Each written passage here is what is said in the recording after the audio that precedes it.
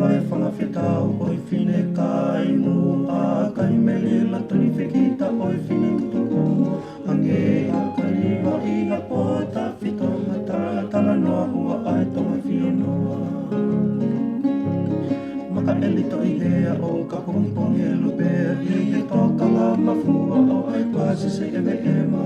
Foki e tuku aki e mai hau o momo ke taka aki e whale tui o moe o fō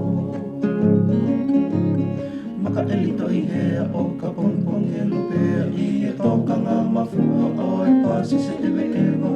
Foki e tuku aki e mai hau o momo ke taka aki e whale tui o moe o fō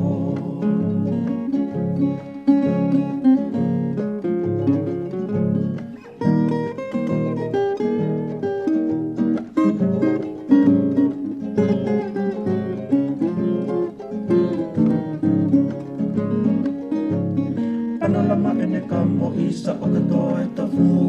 Mausa i laula oi o te lewa waku Kei kita moe sola kai mapu oi e o